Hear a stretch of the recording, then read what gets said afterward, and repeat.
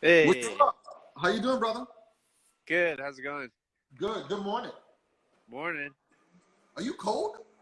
It's cold here. I mean, it's not that cold, but it's not warm. All right. I took uh nice. I took a bike ride last night, and about midnight it got cool. Yeah, it's Um, interesting. It's been not very warm here all spring, so we're waiting for summer to turn on still. The last few days were pretty nice, but okay, so where are you? uh we're we're on Lopez Island in Washington State, so about an hour and a half north of Seattle. How big is that island? It's about 17 miles long at the longest point and about 5 miles wide at the widest point. How many people? Year-round residents, it's like just over 3,000, I think. That's a lot, right? Uh, it's not that many. I mean, it not compared to Manhattan. True. and True. then in the summertime it almost doubles. There's a lot of summer homes and stuff, so there's around 7,000 people here in the summertime. So Okay, cool. So give us your name. Um, Tell us what you do, and then we get into the question. okay, my name's Raven Skyriver. I'm a glass artist. I work with soft glass, so we work out of a furnace instead of lamp working, which you would work on a Okay, torch. hold it. We'll get to that. We'll get to that. Okay, okay. Um, So glass artist, and this is our shop edition. I'm actually gonna go sit down over by our house because we're kind of out in the sticks here, and I don't have very good reception. So I okay. don't want this conversation to be super laggy. So All right, but now it's great. otherwise, I would go in the studio, but I'm afraid I'd lose you. So Okay. All right. So we need just that for the tour. just gonna sit So over here. did you build this yourself? Yeah. So the the shop I was just showing you, there was that older looking part was existing, and then we did the addition. Okay. Um, All right. So you know what? So hold on. I'm moving too fast. Let me get into the questions, and then we'll get into your journey, and then talk sure. about where you are in the shop. Okay. What phrase would you say you overuse? What word or phrase do you overuse? Uh, I'm not sure. I guess you probably have to ask someone else that because they'd be annoyed by me using it all the time. All right. What sound bothers you the most? I really don't like the sound of like a plastic bag crinkling, All right. or the nails on the chalkboard, obviously, or Okay. What sound makes you happiest? oh, probably hearing my boy tell me that he loves me, or I really like the sound of rain on the roof when I'm laying in bed. It's a nice sound. All right. All right. What is the one thing your spouse would like to change about you? Uh, that's a good question. Maybe, I don't know. I guess I'm a bit of a workaholic. She'd probably want me to have more of a schedule because I kind of go day by day as an artist, and she likes a little bit more predictability, but it all works out. All right. Cool. What makes you tick, motivates you? Um, what motivates me? I don't know. I've never had a trouble with motivation. I really enjoy what I do, and um, I'm a hard worker. So I don't know So, so, if I could put my finger on a particular thing that motivates me. I mean, definitely having a family and wanting and needing to provide, but you know, I just have so, always felt driven. So there's nothing in particular or anyone that drives you to push a little harder, like another glass artist, or you seeing something and it gives you an extra kick? Oh, I mean, I'm inspired all the time by different things, but yeah, no, definitely. I'm in the glass community. Um, I definitely want to do justice to my predecessors and try to learn and grow and push myself.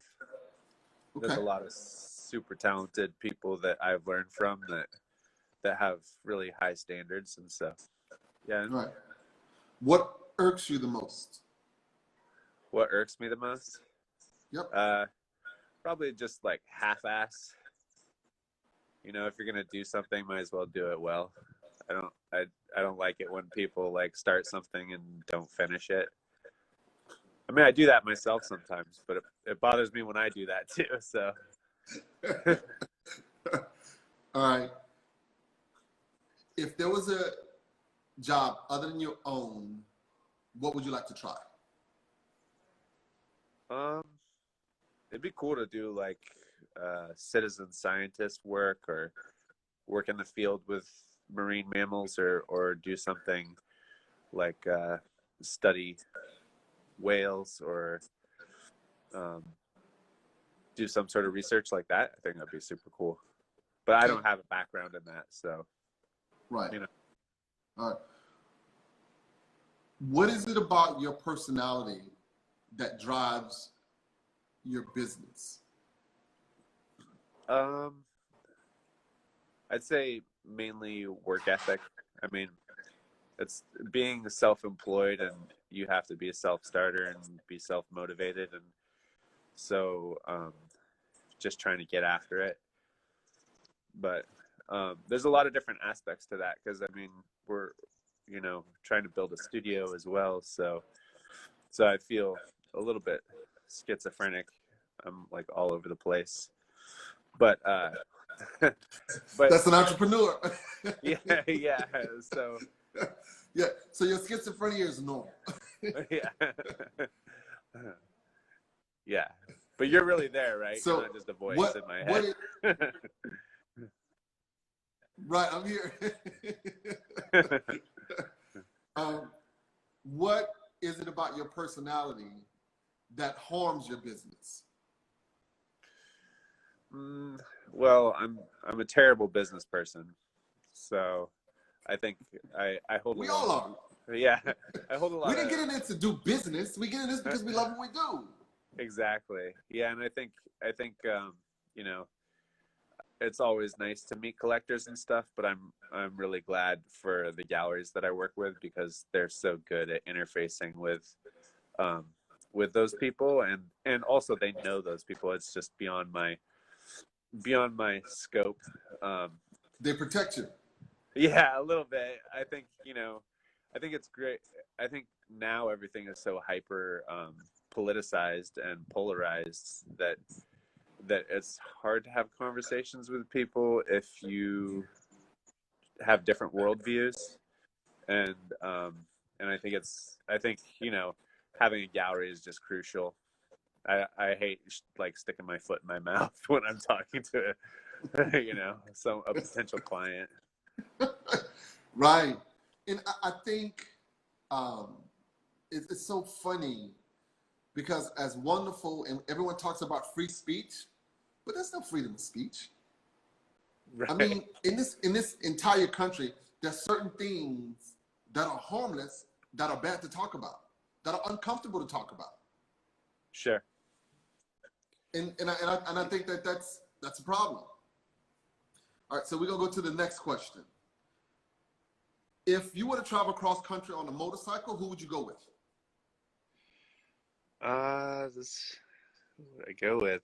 I don't know. I don't ride, so probably my brother, because he actually rides. But yeah, or I would, in a hypothetical world, I'd probably go with my wife Kelly because it would be really fun to see all the sights and be out there. Have you all ever been camping? We like to road trip. Oh yeah, we camp all the time. Yeah, we go way out. So what's your definition of camping? You bring a Well, shovel? my definition of camping is as far away from humans as possible. So definitely, I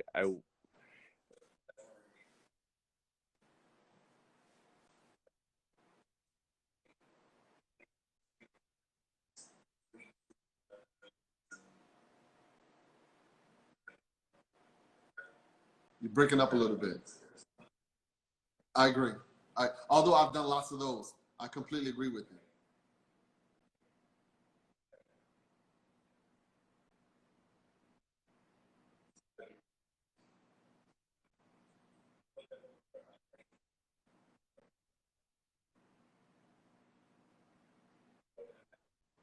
am I coming Yeah, through?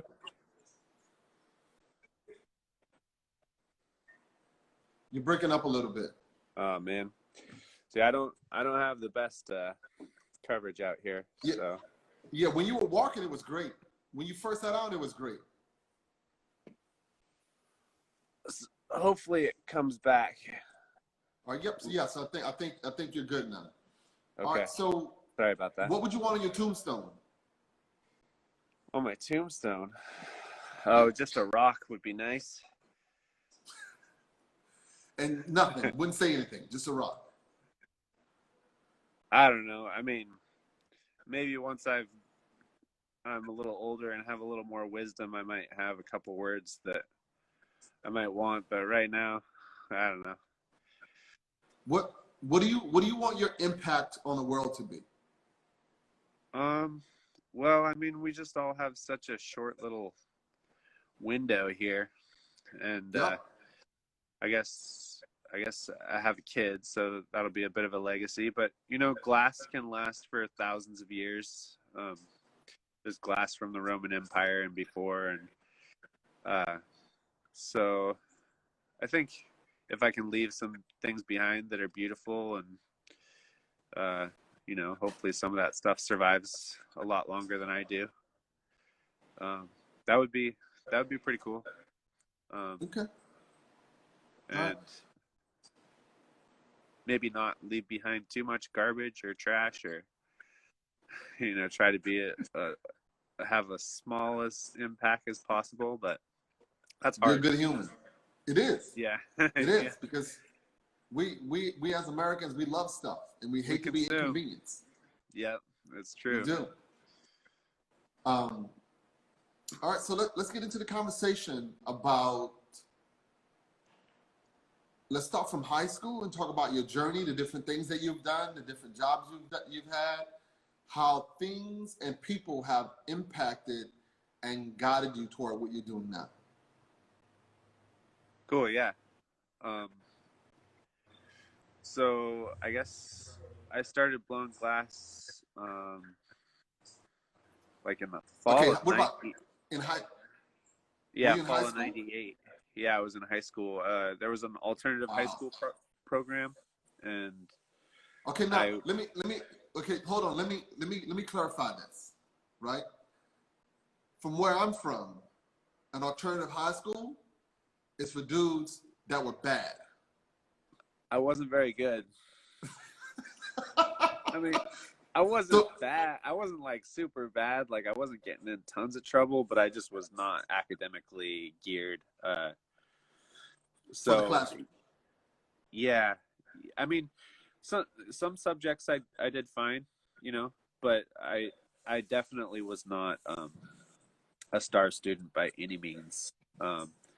And the alternative high school program was really cool. It was kind of for kids that were fucking up and not really doing a great job in school, Yeah, and that's my definition.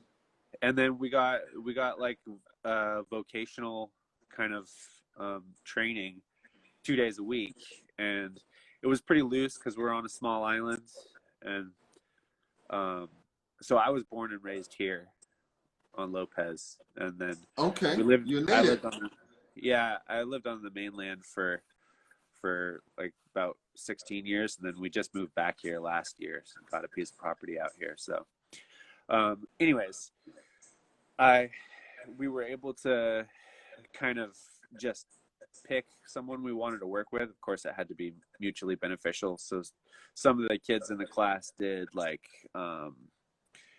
construction or other trades.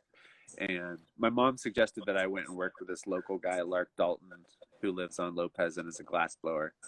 So I approached him, and he was super receptive, and we started working together. And so the last 2 years of my high school junior and senior years, I started working with him 2 days a week and blowing glass. Wow. And, so you were like a senior in high school, and you were able to do this all the way through. Yeah, so he kind of showed me like how to scrap together some equipment. So I put together, like, basically literally salvage stuff out of the dumpster, like a hot water heater tank and a bunch of different scraps of metal, and welded it all together and stuffed it with fire bricks and made a piece of glass blowing equipment. And then I had my own little shop in my dad's forge shop with that equipment that I made. Your dad, what kind of shop did your dad have? He has a forge shop. A Ford? Forge. Forge. Okay. Yeah. Blacksmith. Got it. Yeah, he is a knife maker. He's probably a big reason I do what I do too, because he works with he made for 40 years Northwest Coast style carving knives, like crooked knives and adzes and all sorts of woodworking tools. And is he on so, IG? What's that? Is No, your dad he's on not. IG? No, he is not a social media person. He's 79 years old. Is he a social person? He is a very social person. Yeah, yeah. You would enjoy talking to him. He's full of interesting stories and a super fascinating person. But but yeah, so I just set up a super rudimentary shop at my folks' place here, and then I just never, I always blew glass after high school, after working with Lark, and just stayed after it. When I first started, I was doing kind of traditional Venetian style glass. It's like kind of classic, what you see, all the spiral lines, and kind of swirly looking glass, plates and cups and functional stuff, and Christmas balls, whatever. And so that was my introduction to glass, and then after that, I slowly started like kind of putting my feelers out, and just being here in the Pacific Northwest, there's I think higher concentration of glass blowers here per capita than anywhere else in the world, with the possible exception of Murano in Italy. But so that was just a really amazing wealth of knowledge. And I would, being fresh out of high school, having no responsibilities or anything like that, I would just go and help people for free wherever I could. So if I knew someone was working, I'd just run and, open doors for them or do whatever I could to help out. And so you were like at the court, ready for someone to pick you up for pickup ball. Anybody? Yeah, exactly. Who got next? Exactly. Except for it's not really like that, because you're just kind of a gopher at that point. Like, yeah, right. You can't get on the court. You're the shucker. You're just grabbing the balls and giving them back to the players. And getting water. Yeah, exactly. So. But you got to be close to the court to get on it, though. Totally. And and this is probably true for a lot of the people you interview, but like, glass is a teamwork oriented thing, and just watching and being on the periphery and helping however you can is a great way to learn. So many talented, masterful artists that being there and being able to watch these artists work was just a huge inspiration, and also a great way to learn technical approaches to glass. So Okay, so let me ask you, right? So a guy has a studio, and because of the difficulty and what it takes to do this, every guy doesn't have a studio, but that guy would rent space to other people to work. yeah, so glass is crazy because it takes a huge infrastructure. I'm not sure like what your setup is like, but you know, you have to have a sawmill, you have to have a kiln dryer, you have to have all this stuff to do what you do, right? To do it correctly. Right. Yes. So, I mean, if you're gonna do soft glass, the setup I was talking about before was probably the most basic setup you could do um, soft glass with. I would buy what we call cane, which are just little rods of glass, and they were pre-made and they already were colored, and then I would chop them up and roll that up and make a cup out of it. But most all studios, you know, have a furnace, and then you have to have annealing ovens, which are big electric kilns, and then you have to have reheating chambers. So it's like a ton of natural resources, and it's a ton of energy, and it's a lot of space, and so it's something that really requires a lot of infrastructure and a lot of teamwork. So pretty much nothing I make is made solo. So in that instance, you know, we're again fortunate to be in this region, but there's lots of shops all over the states, and like here we have Pratt Fine Arts, which is in downtown Seattle, and they are a public access studio where you can rent. And then we have some close friends where we can rent studios because we're friends, and because they have nice studios, we're able to get in there. And then there's Pilchuck Glass School, which is a place to learn. It's not really a rentable studio, but it's a place where me and my wife Kelly Odell is also a glass artist, and so it's a place where we both worked and assisted for several years, I think. Okay. How did you meet your wife? There at Pilchuck Glass School, we both started working on the William Morris team. William Morris is super famous in the glass world, a super famous glass sculptor. So we both, through different avenues, were asked to work on the team full time starting in 2003. So that was okay. So I'm going to pause you a little bit. This intrigues me. So you met your wife. You are working together. What was the first date like? Well, we were both you know, lowest on the totem pole, so we were both like there working together all the time, and it, you know, it was slow because she was married at the time, and she was going through a whole transition in her life. So okay, Alicia. yeah, it was a bit of a hard transition, but for us, we were basically just living together there in a very remote place, so we were just kind of stuck together. So it was either oil and water, or we got along. So luckily we got along, and then one thing led to another. But we, you know, I don't know if I really remember first date. We kind of just lived together, and we cooked meals together there, and so after the work day was over, we were there, like we have to clean up the shop and charge the furnace, which is, you know, throw more glass in the furnace, and we were responsible for, you know, making sure that everything ran smoothly, and you did this for. Were you working for free at this time, or little wages?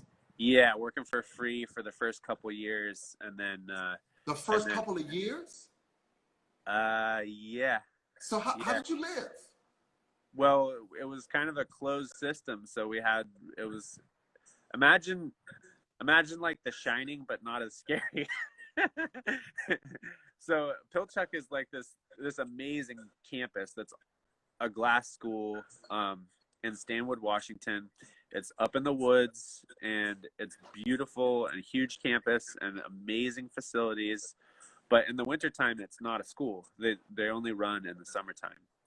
So, and they have some programming in the shoulder season on fall and spring. But when Bill Morris, our old boss, was working, he would rent the studio all winter.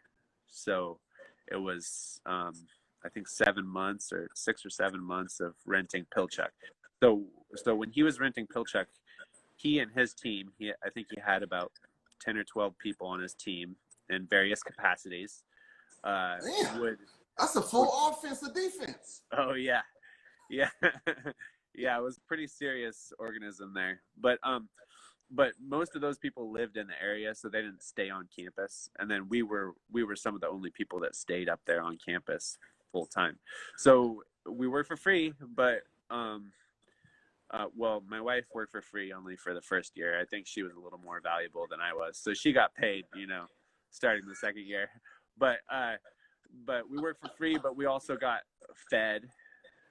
We got a place to stay, and we got as much glass blowing time as we wanted when we weren't working, which sounds which like wasn't very much, but we were working all the time. So I said that sounds like slavery. He's like, they put a roof over our head, they fed us. Well, I mean, it was completely of our own volition. We couldn't have been happier to be there. I mean, and no regrets at all. It was the best time. It did turn out, but in my community, we jokingly and not so jokingly said, if Harriet said, I would free more of them if they knew they were slaves. So, well, yeah, it worked out that you were able to learn this, and I guess it's kind of smart because you're taking 2 years that you're giving your life to, and you're learning something that you're going to use to make a living for the rest of your life. So it's not a bad investment. Totally. No, I mean, I couldn't, in hindsight, I couldn't be happier with that decision. I was so inspired. I was so amazingly, just every fiber of my body was there in that moment oh man, it was amazing. And, if I look back on it, I went from high school, started blowing glass, and pretty much went, I graduated in 2001, and then I started working up there in 2003. So I never went to college. A lot of these people graduate from college with a huge debt, and I didn't pay anything for that education. And possibly no skill. Well, yeah, or they say, find a job that you love, and you'll never work a day in your life because nobody's hiring in that field, and and that's the way it is for a lot of people. They get the degree in the relevant field, and then it's really hard to find job placement. So so they got to go do something else, and that's what I mean by no skill, because you wind up working in something that you didn't study, and hence you have no skill. Yeah. Or you're overqualified for So I really feel like that was so worthwhile to do that and give those couple years of my life, and we did become valued members of the team, and we did end up getting paid for our labor and stuff, and stay on there for I think we worked the last. Well, we started in 2003, and Bill retired in 2007. And then we continued working on the team for a while longer with the other team members, working with them. And so that was several years. I mean, 7 years or something working with those guys. And my main job on the Bill Morris team was actually, so how he had it set up, he had his team at his bench, so he had at least 3 people helping him all the time, and that was Randy Walker, who was his main assistant, and then my wife Kelly Odell were at his bench. And then he had kind of a rotating team on another bench making elements. So he would have either Ross Richmond and Shelly Maslowski would be over there working, making elements for his work, or it would be Karen Willenbrink and myself working. So I was always assisting Karen Willenbrink. And if you're not familiar with her work, Karen Willenbrink Johnson is an amazing glass sculptor. And she was my glass mama. She's on Instagram, Karen Willenbrink Johnson.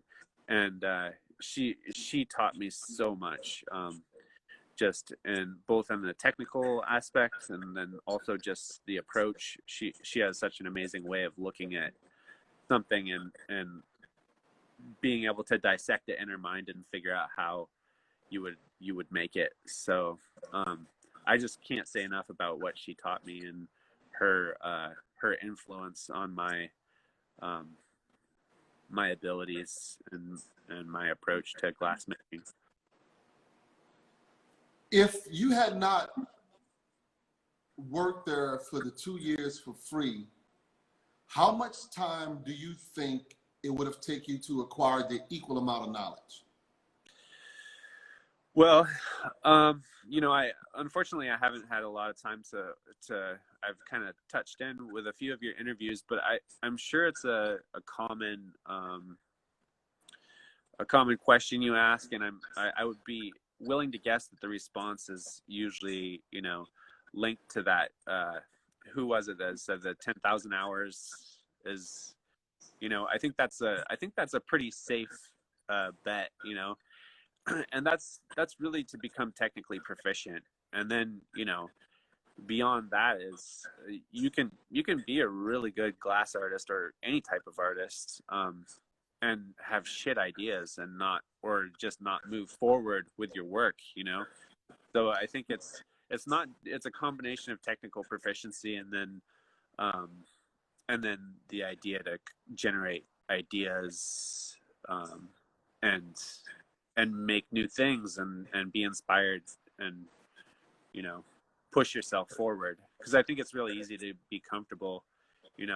If somebody finds something that people like, then they'll just do it over and over and over, and I think that can be a little soul sapping, and it can also make you easy to copy and easy to do knockoffs of your work. If you're just a one-trick pony, then you're kind of I don't know. Is that a problem in your industry?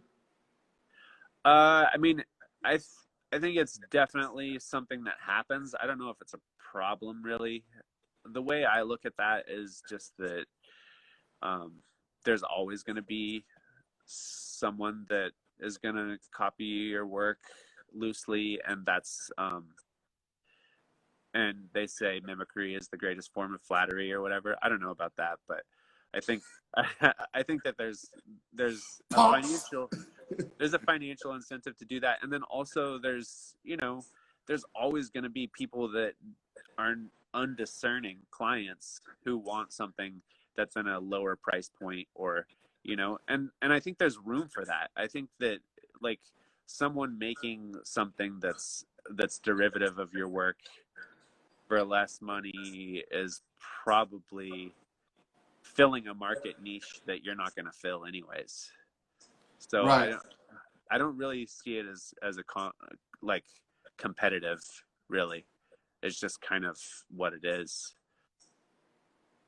I think it's a lot of people are bothered by that when it happens, but in a way it's just kind of, it's a free market, people are going to do that because it's possible. So. Right. And amongst friends and other accomplished artists, I don't really see that, because those people have their own inspirations and their own voice, and it's just not what happens. Right. What do you find to be the most challenging thing about what you do? I don't know. It's a job. There's there's a lot of beauty in working for someone else and just being able to clock out. Is being a self-employed artist is like you're always You working. don't ever clock out. No. So you're always responding to emails and doing, and you know, I think a lot of people's perception is like, oh, you must just like have a dream and then you wake up and then you're just so inspired and you go and make something, and it's like, well, That's a dream. I mean, that is a dream. and you know, you have some epiphanies sometimes, and you try them and they don't work, or they do work and it's great, whatever. But you know, 90% of the job is correspondence, packing, shipping, making stands, doing, you know, cold working. It's not blowing glass. It's not blowing glass. Yeah, and that's the fun part, is making the stuff for sure. But there's a lot that comes after and before that. So I think people who are not artists, who look at artists and are like, wow, that must be, you know, amazing, and it is. I'm not complaining at all. But it's just a little more nuanced than that. Yes, You know? it's a lot more than that. Yeah. So, okay, I'm curious to see what this answer is. Your wife being a glass artist, and you all come from a place of helping each other. Do you still do that? Well, we're building a studio here together, and Okay. so we'll see how much we can stand each other living together and working together. We're definitely going to want to train up some help and try to invite friends and people to come out and Okay, stay with us and help us. That's you are leading into my next point. Monday, yeah. I have a conversation with another glass artist, Cedric Mitchell, who's a black guy in California. Uh-huh. How often do you see people of color in your industry? I think, to be honest, I think that the people of color in our industry are underrepresented for sure. I mean, I don't know exactly what leads to that. I think there's probably a lot of factors, but I would say the number of glass artists that are people of color is, you know, as far as the whole field, I'd say they're definitely underrepresented. Are there many? There's definitely a group of people that are in the field that are making amazing stuff and are well known, but I think that you know, it's still a very small portion of the entire field. Okay, so with that being said, what would it take, or would you be willing to search out and bring one person in the color to be a part of your team when it comes to the growing? Yeah, I would love to do that. And you know, in the past, we haven't really been in the position to be able to do that because we're working in other people's studios and stuff. I mean, sure, of course, we can have people assist us, and I work with people that I know and work with often. That's part of like team is building a rapport and stuff like that. But we want to, when we have our own studio here and we're able to invite people to come and even maybe offer some small residency, like artist residencies or internships, we definitely want to have an eye on that and put that out there.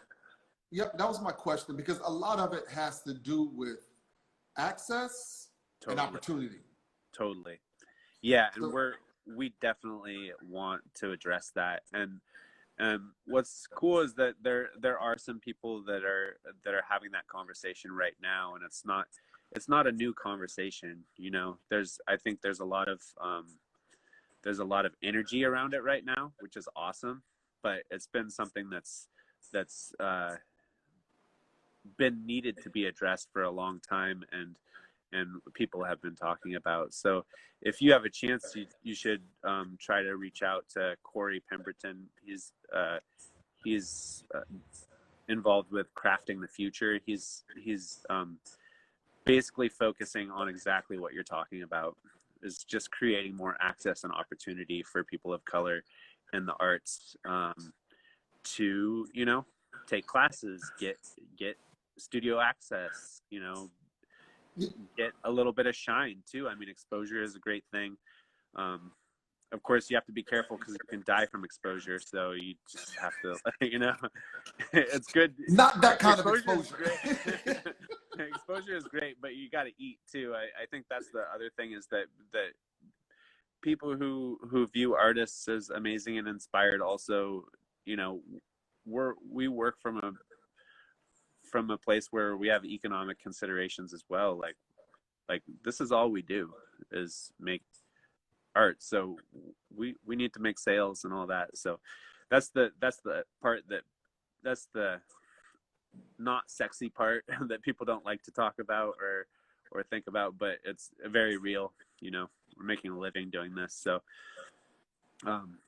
exactly what you said, access and opportunity is really what it boils down to. Yeah. And, Nate Cotterman is also a artist that you could talk to about that. He's addressing exactly those issues as well. Now, Nate, what's his name? Nate Cotterman. I think he's on Insta. You should be able to find him.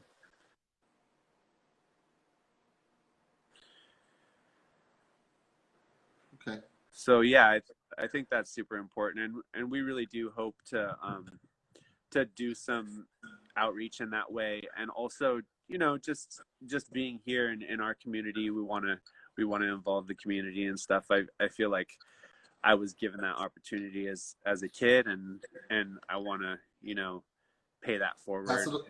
Yep, I'm with you. So all right, so we have 16 minutes until this ends. Okay. You want to do a tour? I mean, we could try. I'm afraid I might lose you. We get back on. Okay. Yeah, we can do a little tour. Who is Thurman Stanton? Oh, Thurman Statham. He's amazing. He's OG. He's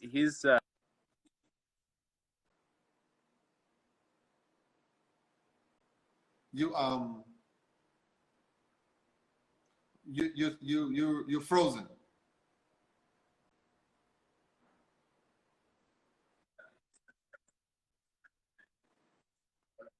Okay, but Thurman Stanton. Yeah, he's an amazing artist. He's been working in glass as long as anyone, and, you know, alive today. And he's a person of color. He is, and he makes really beautiful work, and he not only makes beautiful work, he's just a vibrant personality. He's somebody that is super inspiring and inclusive, and he just has magnanimous kind of aura around him, and he's also well recognized. He's got work in the Corning Museum of Glass and their corporate collection and stuff like that. And where's he located? You know, I believe he's in California. Okay. But I don't know about his social media presence. I don't really know. But yeah, he's been doing it for a long time, and he's definitely someone you should try and connect with if you can. Yeah, I was talking to a guy yesterday. I did a Zoom. He's doing research on slaves, blacks in carpentry, timber frame, and building. That name, he actually, it's actually up in the feed. It's Thurman Stanton. And we were talking about getting together legitimately and checking with people like you and your wife who have schools and setting up a directory for people of color where they can That would be awesome. naturally get And this. Again, Crafting the Future is a great resource because they're, they are trying to do exactly that. They're trying to close that gap and make the link between schools and artists of color who are working right now, and giving them opportunities, and they've been really successful recently with getting partnerships with the Corning Museum of Glass, who are really well funded and who have an amazing school that they can offer internships and residencies through. And then I believe they're also working with Pinland and Good, yeah, because Pilchuck, and they're really Pinland just proactive mentioned that. in that way. Yeah. All right, cool, beautiful. Yeah, so it's exciting. So you want to try to walk around a little bit? I do. Okay, so you just have to bear with me if we get all legged out, or if the call drops, then I'll just try and get back on. Yep, the call dropped. I'll quickly try and save this and add it. Okay, so we're in the front yard. I don't know if you can. You can't Now, really see. do you have any fruit trees in your front yard? Not yet. This is what you're seeing here is like a really kind of old orchard. So there's plums and stuff here, but they don't really give anything because this is super old. All the rootstock is no longer providing any. But you see those shiny things down there? Those are the feed cans for the hogs. We got 2 pigs. Okay. Here's our garden. This is Kelly's labor of love. She's been really busy in here. What are y'all growing? Flowers. It's mostly food, actually. I did you gotta grow food. I just redid the fence. Nice. And then, so there's the house. We are so fortunate. We're so lucky to be here. So how'd you find this place? Well, it was in foreclosure, and Beautiful. and my parents knew about it before it went on the market because it's the neighboring property. Sushi, come. Hey, buddy. There's Sushi. Hey, Sush. Beautiful. And yeah, so they told us about the property, and at the time we were like, we can't be homeowners. We don't have any money. We can't buy anything. But we can't be adults. No, exactly. And then we kind of like scraped all of our money together, and our family Kelly's family gave us a few $1,000s, and my family gave us like $1,000, and we pulled our IRAs, which were set up by our old boss, to and basically just like drained all of our accounts and got enough together for a down payment, and then we got this place. So wow. So yeah, it was amazing. But here is the existing shop. So that's what was here when we moved here, and the house was here. Okay, so how did you find this was available? So my folks knew about it because it's actually the adjoining property line. My parents have 20 acres here, and nice. And so you got 20 acres. Yeah, more or less. We bought 6.5 acres that butts up to their property line, so we share a property line. That's beautiful. But we're far enough away; they're not just like looking in our window either, so that's nice. So your dad's not walking by, checking the line, making sure your stuff is not on his? He does actually do his daily walk, and he comes through here pretty often, but yeah. So that's the existing shop, and this is our addition. So this is the addition, which is the hot shop. So and how big is that? So that door is you can see the man door beside it, but that door is a 10 by 12 garage door. Wow.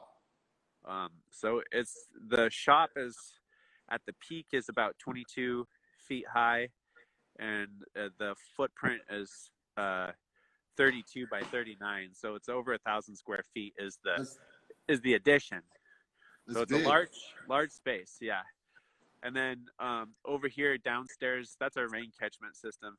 But downstairs will be our studio space, and upstairs is going to be like an apartment for help and stuff to stay at. Smart. Do it now. Yeah, exactly. So, and then I'll just walk around and see if I don't lose you here.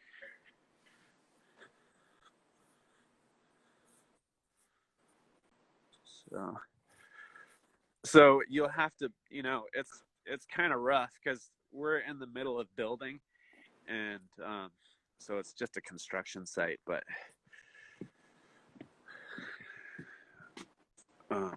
it's a huge mess, but we're trying to make it work. So we got a few pieces in here. Let's see. There's a sea turtle. Very nice.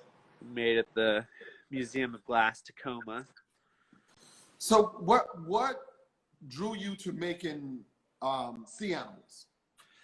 I think when I first started working sculpturally, it was just, I just was trying to find kind of a form study. And then as I grew technically, I think I kind of was able to refine my voice a little bit and be able to tell a little bit more of a story. And I think that this is my wife Kelly Odell's lobster here. Still in progress, but just growing up on the island and being inspired by the natural beauty around here, and I don't know, the oceans are they're just incredible. They're kind of what we crawled out of, whatever 4 million, or I guess way longer ago than that, but I just think it's just amazing wealth of life and so many crazy creatures and forms that are almost like extraterrestrial in their what they look like. This is some of Kelly's work here. These are like these spinning cast pieces. Okay, nice.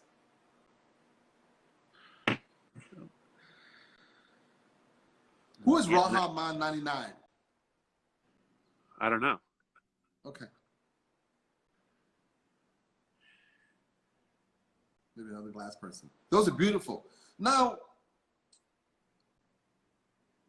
that's cool. Okay, what would something like that cost? Let's see. This piece would probably be around $8,000 or something like that. Okay. But, have to bear in mind the gallery takes 50%. And then glass is just so expensive to make.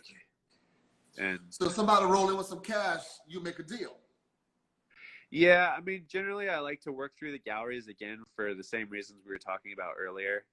And it just, it's more cut and dried that way. But of course, for friends and family, I work trades and really, what do you trade?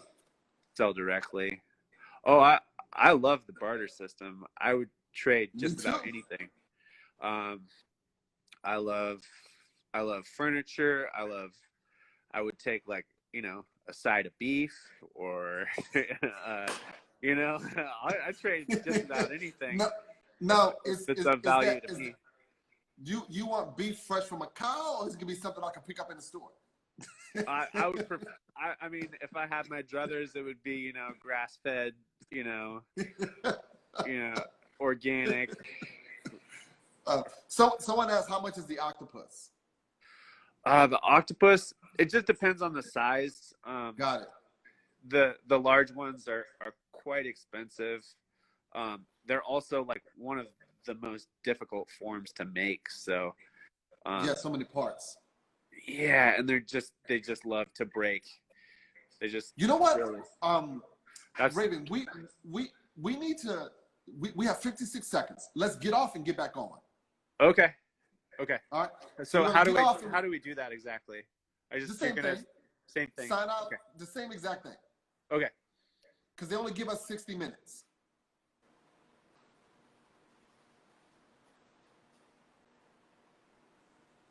We're back. Yes, sir. Right on. Look like you got some sun too.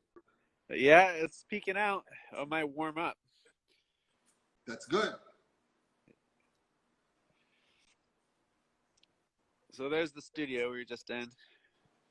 We're remodeling the upstairs, so that'll be the apartment. And then over here, this is still the existing shop, but we sheathed. This was outdoor. We covered space, and we sheathed that with plywood, and then you'll have to excuse the mess again. Under construction, and we stored all the stuff in here. But this is going to be the cold shop. So No, what do you mean cold shop? cold shop is where we cut and grind glass after it's done being made in the hot shop. So we have a ton of tools and equipment stacked in here, and this space is not quite finished out yet. But yeah, this will be where we cut and grind glass. So it'll be the loud, cold room. It's kind of the bane of mini glass blowers' existence. Necessary step. Necessary. Yeah. So this is the front of the shop from street side, and Are you gonna put a sign outside? it's gonna be a private studio. We'll definitely do open houses and stuff, but we want to be able to focus and work, so we're not gonna do like a lot of retail here necessarily. Yeah, a sign outside always brings in the wrong people. Yeah. Like the city. Yeah. We definitely want to be discerning. Here's our sandblasting room. So what do you sandblast? So a lot of if you saw the seahorse was not super shiny. It was kind of a little bit satin finish.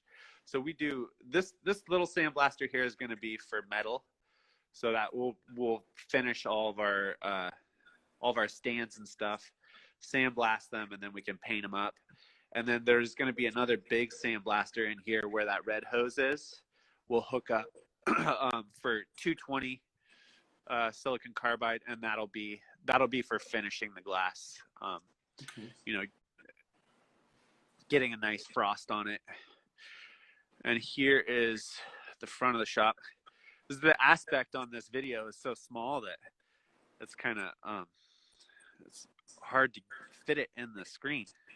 Right. We're looking at the shop from the other side now. So that's also a 10 by 12 garage door with the man door beside it. That's the cold shop from the front. And we're going to get the garage doors installed middle of August, I think. So we're excited about that. There we have these turbine vents. So there's 3 of those, and they're 20-inch throat vent. So I'll show you kind of the system that those work on here in a second, if you bear with me. So it's kind of hard to... Let me ask you, right? And working in all of the shops that you've worked in and building your own shop, what are some of the main things you thought, I am not going to do? Well, I don't know if you can really see that well, because again, it's such a small aspect, and but here you see there's a couple of I-beams up top. Yep.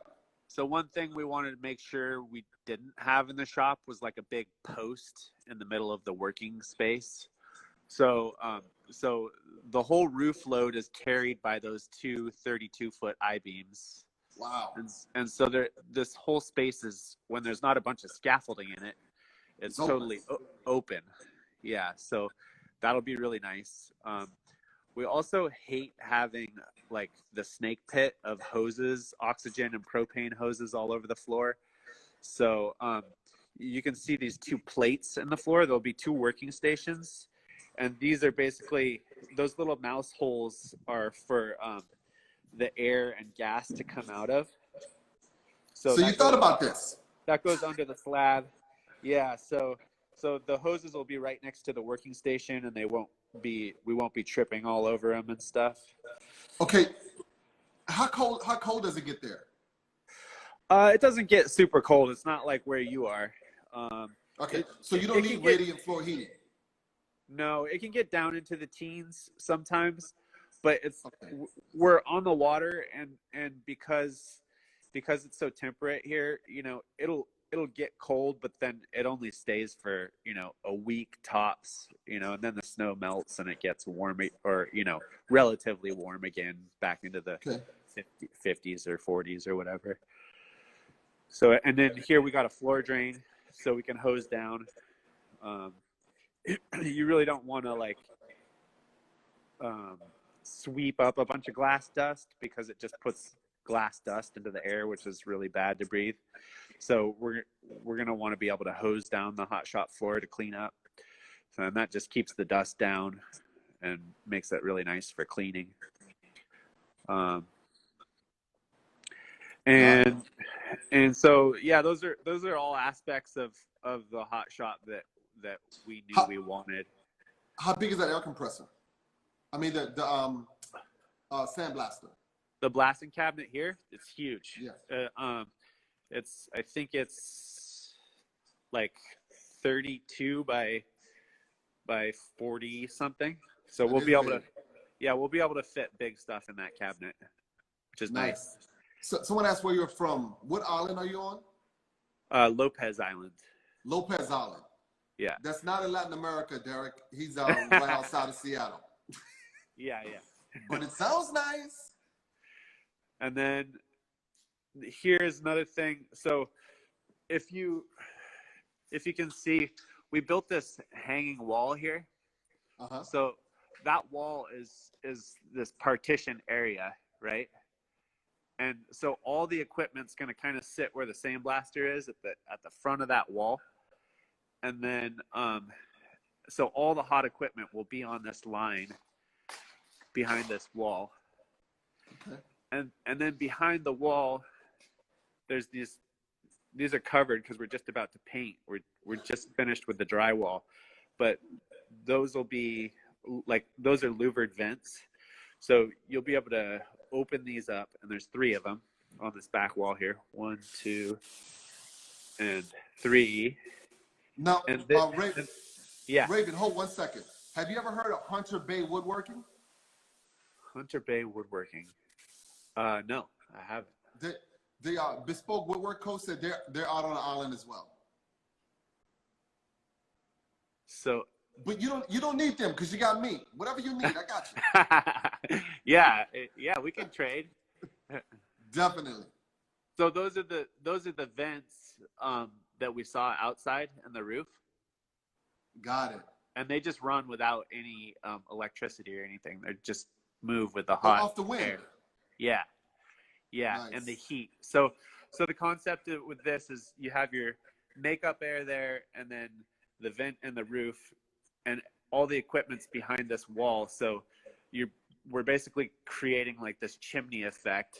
So we're hoping it'll make the shop really nice and cool, and really nice to work in.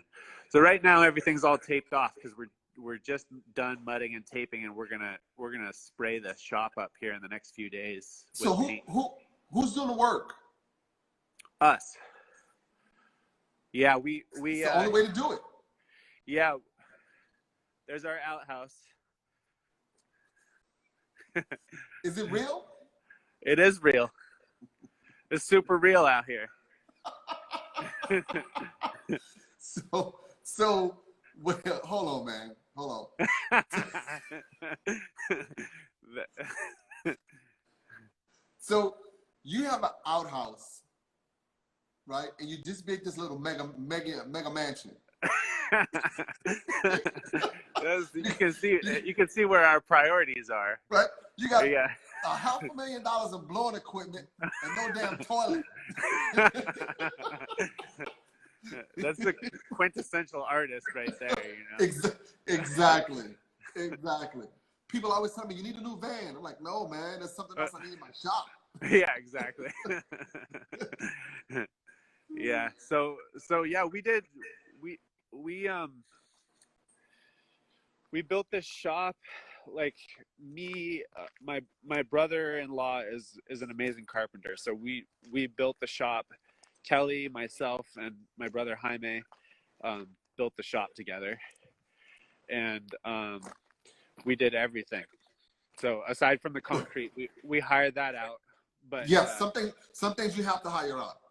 Yeah, and then we hired out the insulation, but we got well, I want to say too that because I see some people have joined who are friends and family and stuff, and we did a Kickstarter and we got a huge show of support and so much financial backing that it was just amazing. We felt so held by the community and collectors and stuff, and we are just endlessly grateful for all the support that we've received in building this shop. So it's beautiful, man. But yeah, Kelly and myself and my brother Jaime built the shop, and then did everything: framing, sheathing. We did the metal roof. We've been involved with every single step of the way. We got a bid for the drywall, was like $16,000 or something. Well, now that it's all filled in, can't really see the shop, but it's large. Yeah, it's big. So we got a bid for the drywall, was like 16 grand, and we're like, we'll hang the drywall ourselves. So exactly. So we got a couple of the old school drywall experts on the island to help us a little bit, but we hung it all ourselves, and so yeah, this has been our project, and it's not done, but we're getting real close now. Yeah, so, it looks great. So yeah, it's kind of cool because not only are we gonna know how to, work in the shop, but we'll know how to fix anything because we're involved with it every step of the way, and we know where everything is. So yep, that's beautiful. Yeah, we're pretty stoked. So what are we gonna do about this plumbing? I mean, are you gonna let me apologize, because that's my problem, not yours. Well, yeah, we're definitely gonna have to have some fine print for the interns to read. No, I don't. Right. It's not that big of a deal. It's how I grew up. We never had indoor plumbing. Like my folks are, like they have like a hand pump at the kitchen sink, so you pump it from the well with a hand pump to fill their water and stuff. And we always had outhouse and stuff. But living on the island, water is definitely a consideration. We drilled a well here, and it was 400-foot deep well, and so it was super expensive, and we ended up with not that much water, and so we are just trying to conserve water. And we do have a septic system here, Okay. and it is super old, and it's an old gravity feed septic system. So we can have our septic fall into that, but we need to remodel our whole bathroom, and I also want to hook up the rainwater to the toilet and stuff, so we're not flushing, shitting in our potable water and flushing it down the toilet. So just being on a small island, it's really important to conserve water. And all right, Derek is asking, is it possible to vacation on Lopez Island? yeah, I mean, there's Derek, people come out here all the time. There's definitely a tourist industry. There's some camping on the island. We as residents of the island are trying to kind of discourage visitors, although there's a lot of people coming right now. Just with the whole COVID thing, it's there's no hospital. There's just a clinic here, and the community that are year round on the island just are trying to stay safe and be smart. So I think a lot of people are kind of trying to discourage the tourism, but it's still happening. And in normal times, it's definitely an option. There's lots of Airbnbs, and there's some really nice parks that you can camp at as well. So what do people come to Lopez Island for, besides to see you? I mean, there's just a lot of natural beauty here, so I think people just come to check it out. Okay. But yeah. Is that your bicycle? That's my boy's bike. How old is he? He's 9. He'll be 10 at the end of August. Is he a future glass artist? He likes to blow glass. He does. Sweet. Yeah. All right. Thank you for your time. Yeah, it was great talking with you. I'm glad the interview worked and we didn't lose the connection too much. It was good. I need you to do me a favor though. What's that? I'm going to post this in my stories. I need you to put it in yours. And let me tell you why. When other glass people see you come on, they come on. Yeah, no, totally. I'm happy to do that. So when it's shared, it lets people know, okay, I'll do it. So it makes it easier for me to bring more glass people on to make you all more visible. Yeah, no, I'd be happy to share it, and it was a pleasure talking with you. Same here, brother. Thank you very much, and you do amazing work. Thank you. Appreciate it. I appreciate it, man. Thank you. On. All right. Have a good one. Right. You too. Bye. Oh, also, let's check back. When you're done, we could do another tour. Okay, I'd love that. Yeah, I'd love for people to see it when it's not a total mess. We have a before and after now. Yeah, totally. All right, brother. Okay. Thanks, Raven. Take care. All right. Thank you all for